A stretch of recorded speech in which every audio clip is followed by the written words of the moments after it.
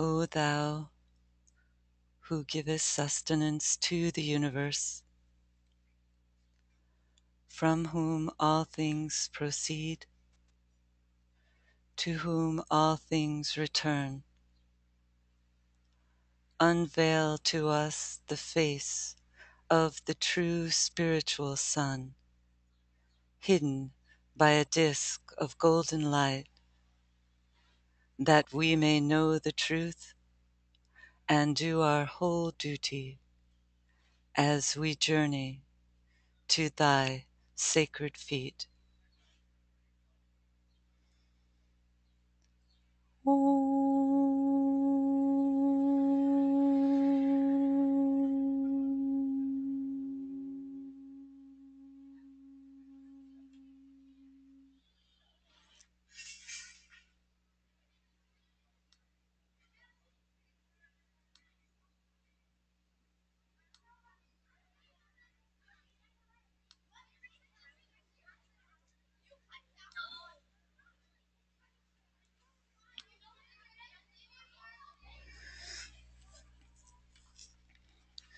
I also wanted to extend this moment of the beginning to read an esoteric passage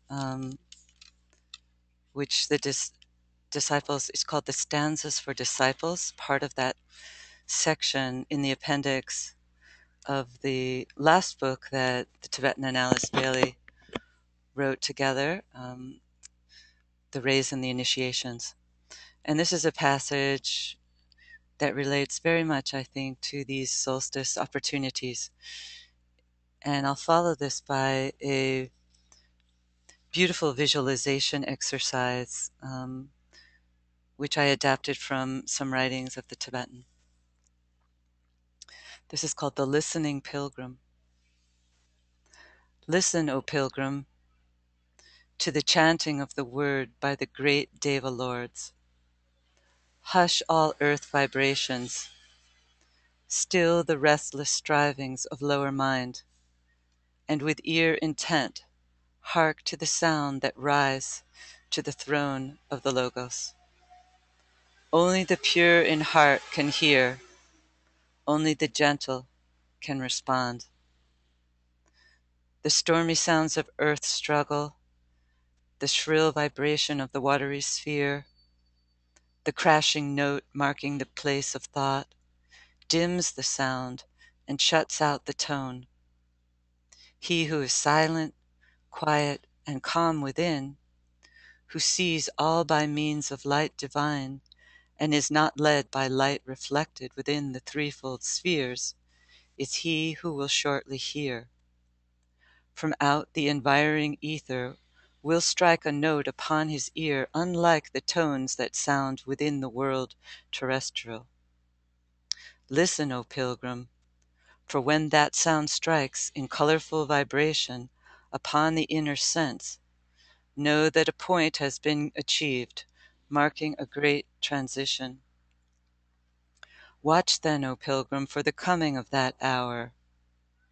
With purified endeavor, mount nearer to that sound. Know when its tone steals through the misty dawn, or in the mellow sunlight strikes soft upon the ear, that soon the inner hearing will become expanded feeling, and will give place to sight and perfect comprehension. Know when the music of the spheres comes to you, note by note, in misty dawn or sunny noon, at cool of eve, or sounding through the deep of night, that in their rhythmic tone lies secret revelation. Again, that's called the Listening Pilgrim. And now, maintaining our meditative alignment, we'll work with this brief visualization called the music of the spheres. So again, think outwardly in love towards one another.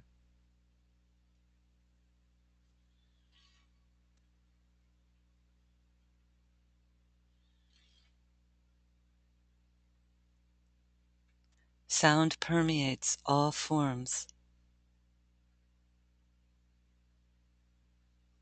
Light permeates all forms. As we silently sound the Om, visualize the energy of the soul flooding the personality, pouring through the centers, ridding the physical, etheric, astral, and mental bodies of Maya, glamour, and illusion, making them radiant vehicles of light.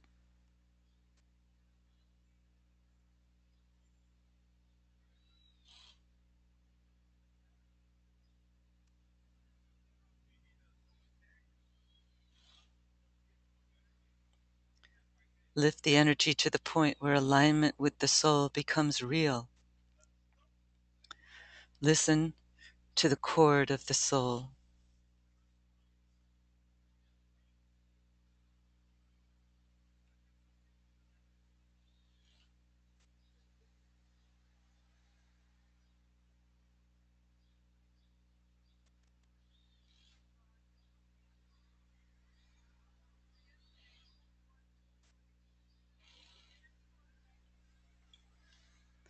Together we make up a group tune.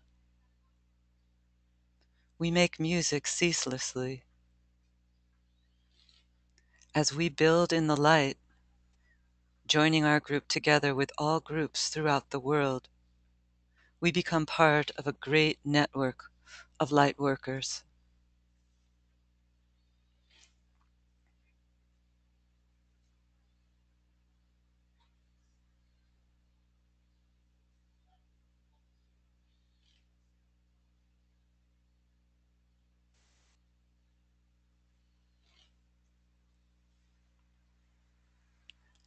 Now extend that alignment to include the soul of humanity, seeing humanity pervaded by light and sound.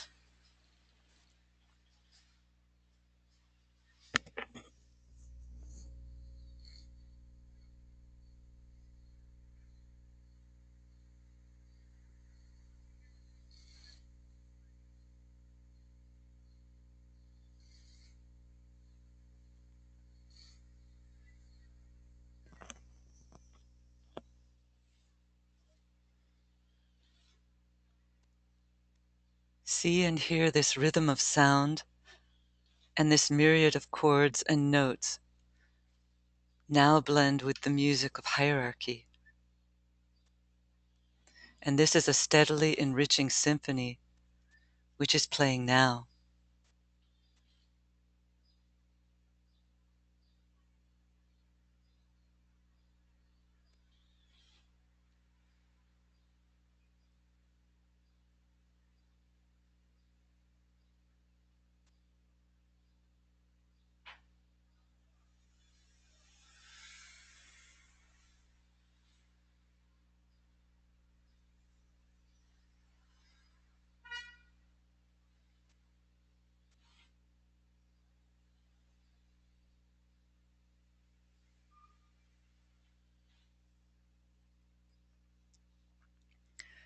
Now visualize the centuries slipping away.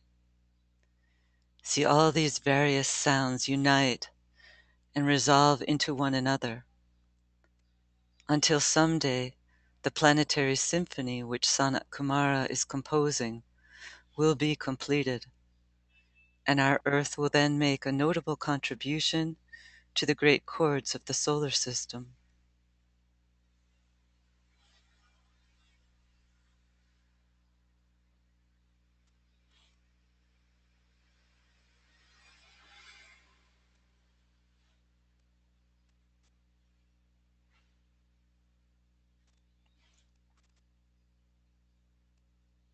Then, as the Bible says, the sons of God, the planetary logoi, will sing together. This will be the result of right breathing, of controlled and organized rhythm, of true, pure thought, and of the correct relation between all parts of the chorus. Visualize and breathe this vision into existence, distributing the energy through the group Ajna Center, the new group of world servers.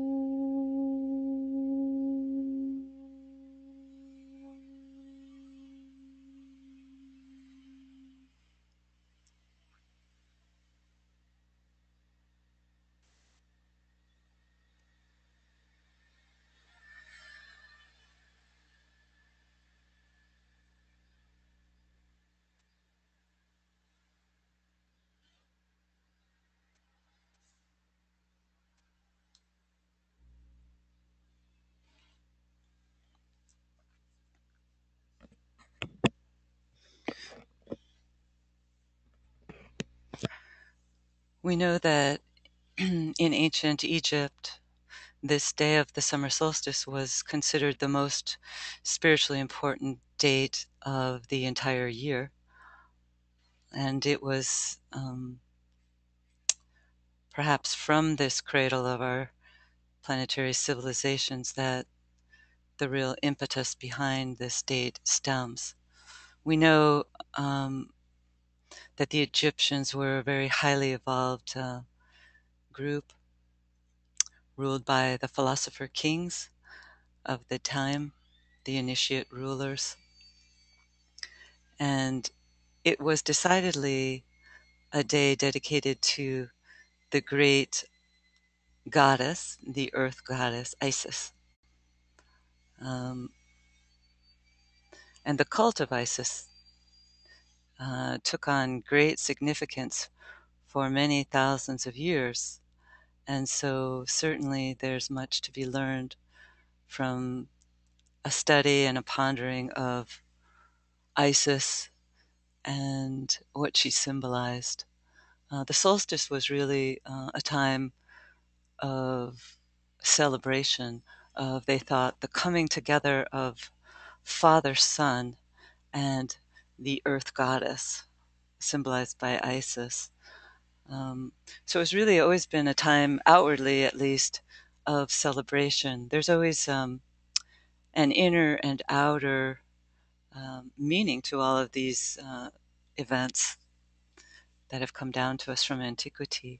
And surely midsummer is still celebrated in many parts of the world, particularly in Scandinavia, as a time of joyous celebration related to the strength of the sun, the potency of the sun, the longest day in the annual cycle. But certainly that is a symbol of a time of opportunity in the annual cycle for alignment with the soul and with the spiritual aspect. So we tend to think of the winter solstice as a deeply rooted initiatory opportunity, ruled as it is by the sign of Capricorn. But we would err in our understanding if we neglected this very important summer solstice found in the polar opposite from Capricorn, the sign of Cancer. For in fact,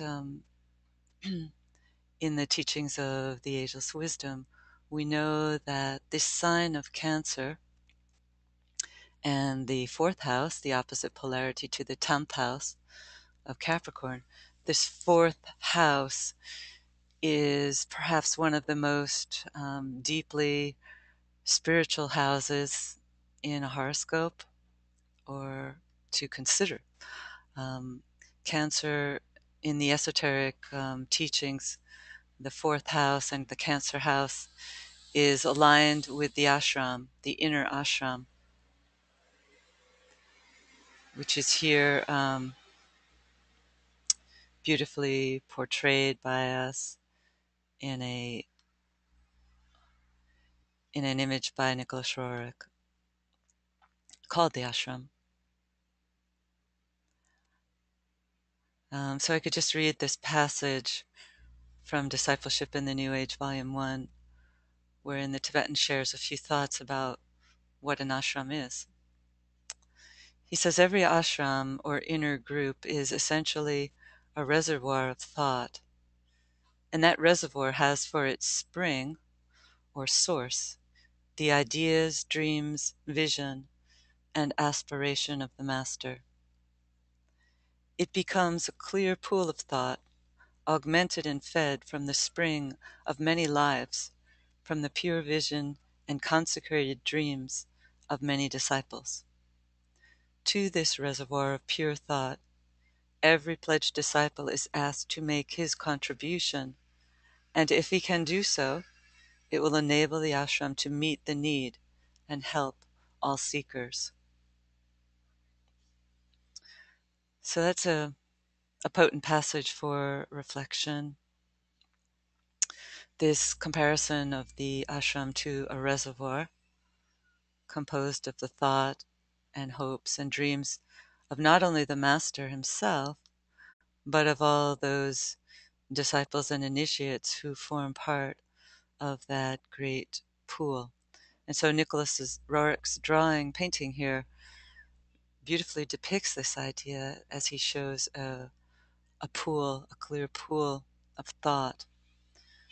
So we, in our higher moments of reflection and meditative effort and service, contribute our small cup, our small offering to the great pool. And as we do so, we aid our ashramic life to better meet the need of the many seekers who are now approaching the ashrams at the call of hierarchy. We're told this is a time in which the call of hierarchy, the note or the sound of hierarchy, is being sounded. And many people, in their quiet moments of reflection, perhaps on soul levels at first, during such moments as this solstice period, which we're told the solstice period and the equinox periods are the time when there is a more mass response to spiritual impression, a more perhaps mass response, we could say, to this call of the hierarchy. And so in the future, these solstice and equinox periods will perhaps be times when there will be this more outer recognition. The call of the ashram will reach out to more people, to the masses of humanity. This solstice is aligned with the sign of Cancer, which, as we know, is a sign of the mass consciousness. And so this day, which is really a 3-day period, this solstice, perhaps yesterday, today, the day of the actual solstice, which occurs at shortly past 7 p.m. Eastern Daylight Time. And then tomorrow, this is this 3-day period wherein we can hold our alignment and visualize the light and sound and vibration of the ashrams, of the collected ashrams, which are 49 in number, um, permeating the world through the channel that all members of the new group of world servers are creating, and then distributing this energy through the masses of humanity who can become responsive at this time to this higher vibratory note, to this thinning of the veils which occurs, and perhaps on some level hear and listen to this sound and feeling the thrilling of their soul's vibration which can perhaps set them on a new course under the star Polaris, which we just linked with at the time of the Gemini full moon. That vibration still with us now as we're still within the orb of that new moon.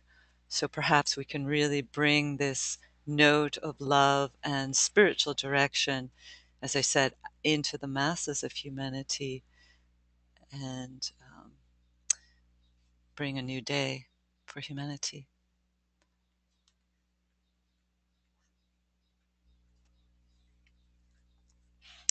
I Googled the meaning of Blavatsky's interesting title in her book, Isis Unveiled.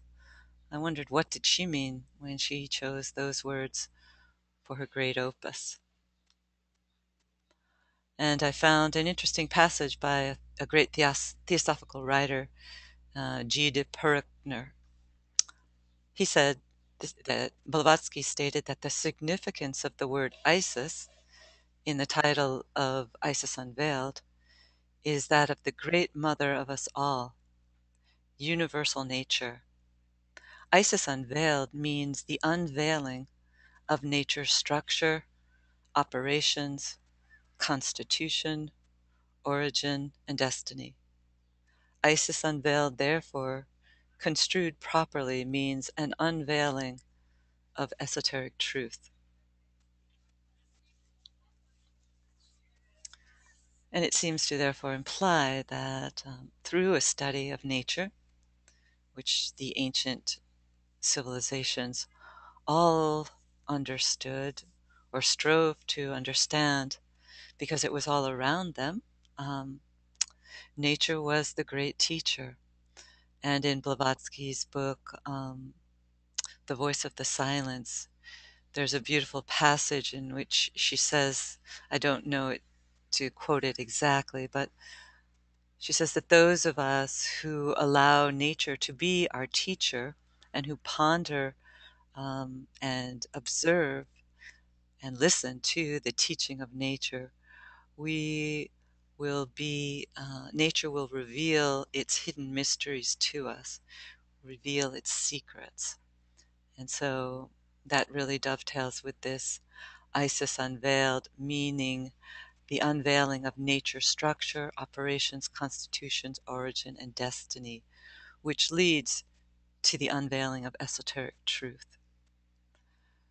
So it's an important teaching, which, as I said, the ancients all understood, and which we perhaps, particularly those of us who live in the large cities of the world, might lose sight of, and all of us because of the busyness of our lives.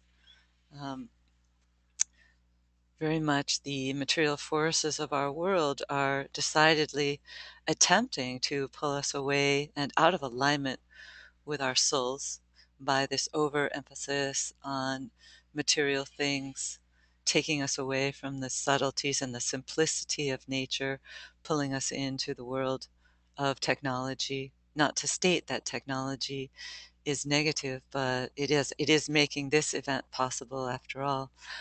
But we have to balance out the allure of technology by holding fast to the inner center, to that clear golden path leading to the clear pool, which leads to the temple of retreat, which the Tibetan reminds us that if we fail to keep the inner alignment, if we fail to observe these ancient um, pauses in the annual cycle, such as the summer solstice, then the path of the ageless wisdom teachings will be closed and will be repressed and will have to recede into the inner realms again.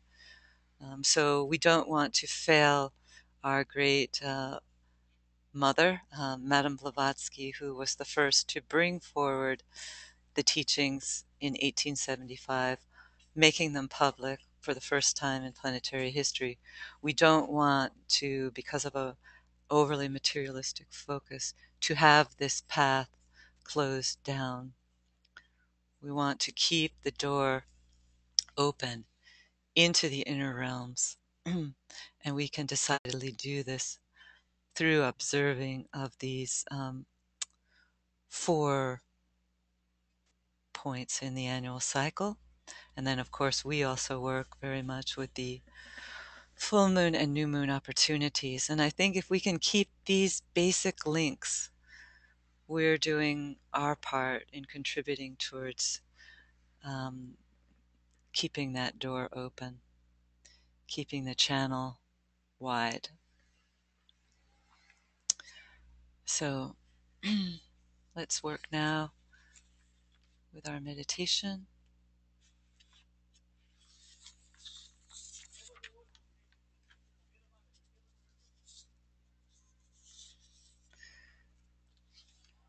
Begin with a passage, an important passage from the reappearance of the Christ. As we know, that's really the fundamental idea that is what the Tibetan, and we know the Master K.H., his ashram, those 2 ashrams in particular, are dedicated to preparing human consciousness for the externalization of the hierarchy and for the subsequent reappearance of the world teacher.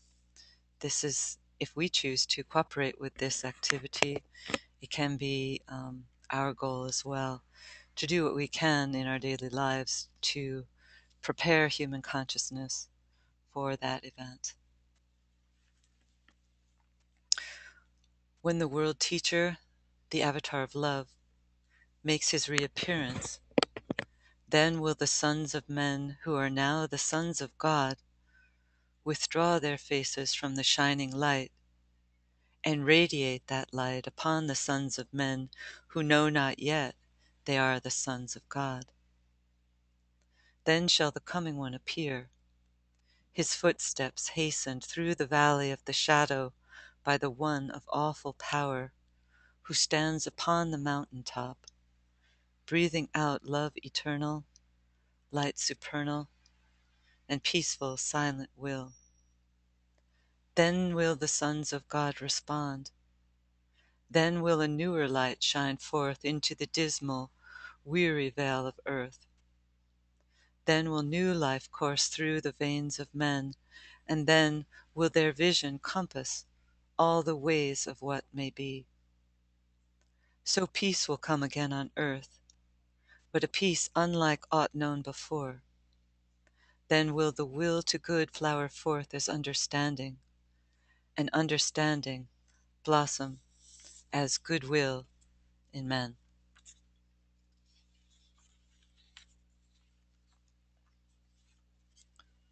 So let's link up with each other and the group soul.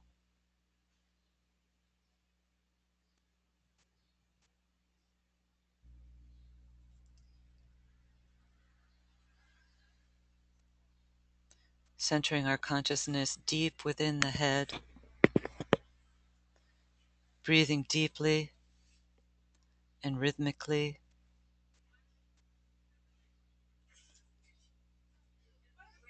linking with all groups throughout the world.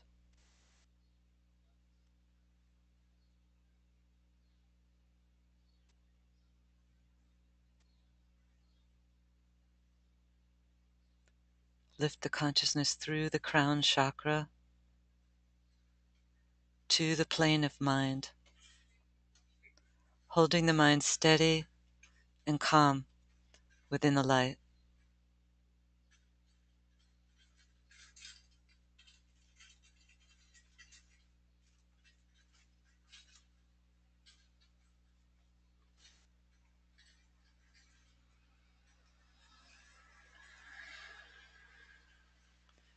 Lift the consciousness to the group soul, seeing that soul as a light orange colored lotus, and within the center or jewel within that lotus, we stand.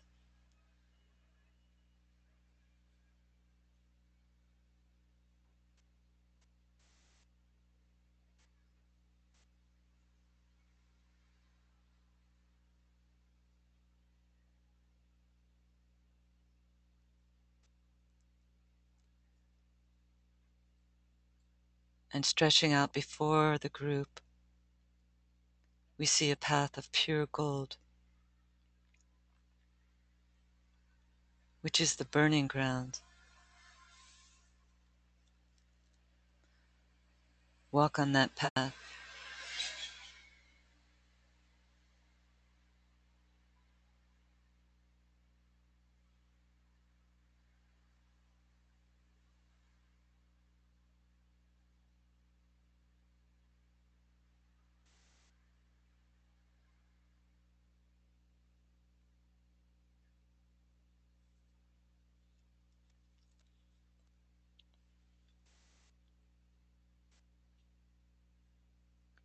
Take a few minutes to focus on the quality of the purificatory fires needed to carry out the work.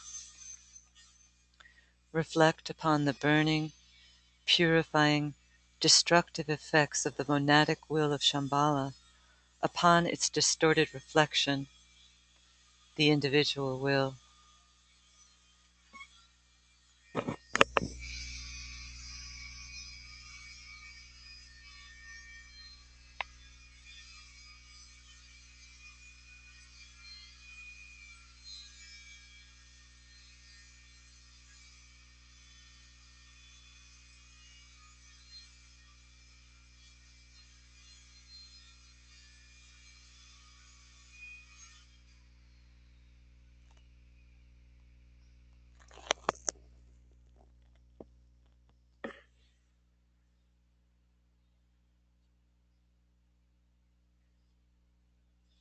Ponder on the following statement.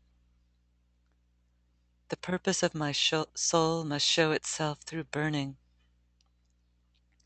That which obstructs and hinders must disappear before the power of God. That power am I. I therefore tread the way unto the burning ground. Their hindrances disappear.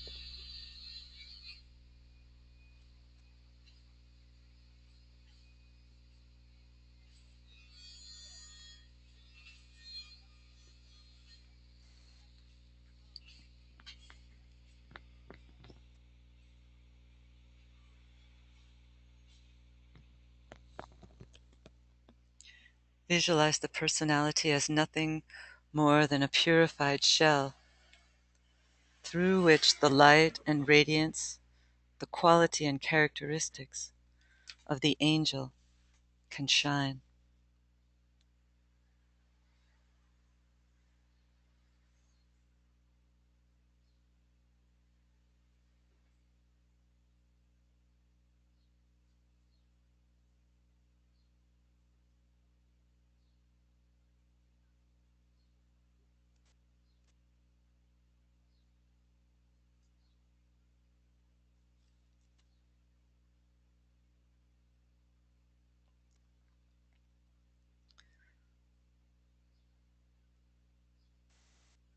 Now lift this group into the inner ashram, taking our place in the outer circle.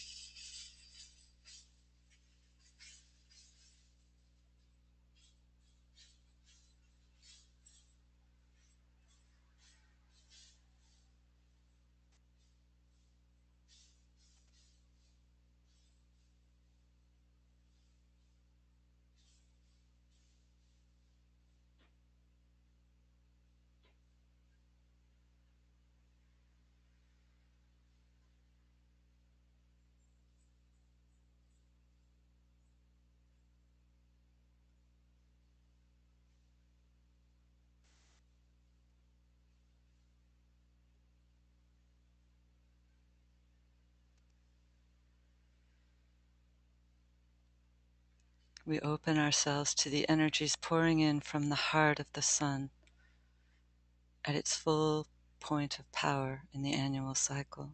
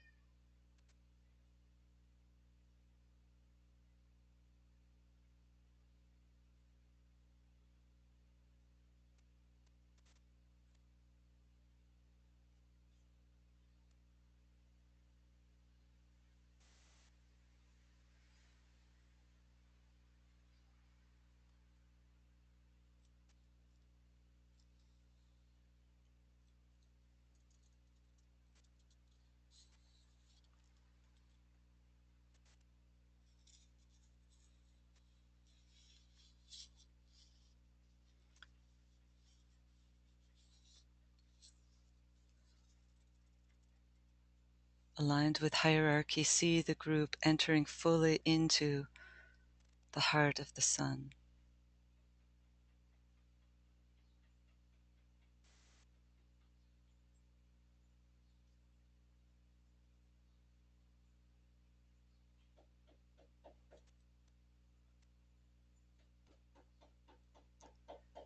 Radiance are we and power.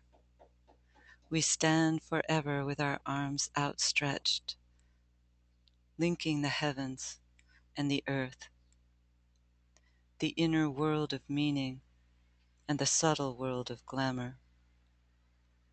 We reach into the light and bring it down to meet the need. We reach into the silent place and bring from thence the gift of understanding. Thus with the light we work and turn the darkness into day.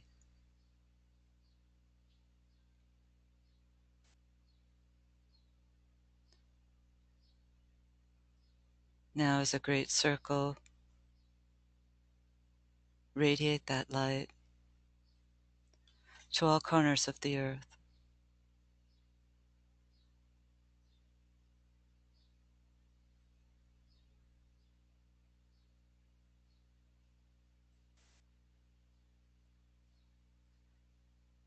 Marrying the goddess with Father Sun.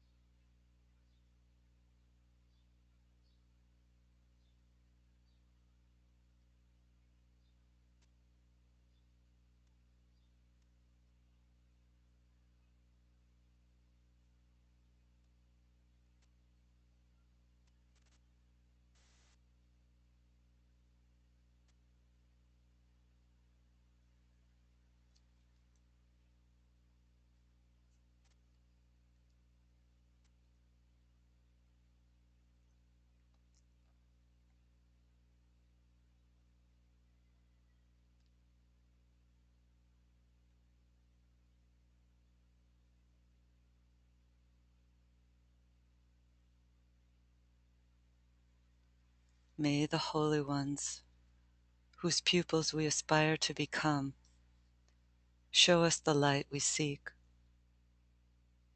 Give us the strong aid of their compassion and their wisdom. There is a peace which passeth understanding. It abides in the hearts of those who dwell in the eternal. There is a power which maketh all things new. It lives and moves in those who know the self as one. May that peace brood over us, that power uplift us, till we stand where the one initiator is invoked, until we see his star shine forth.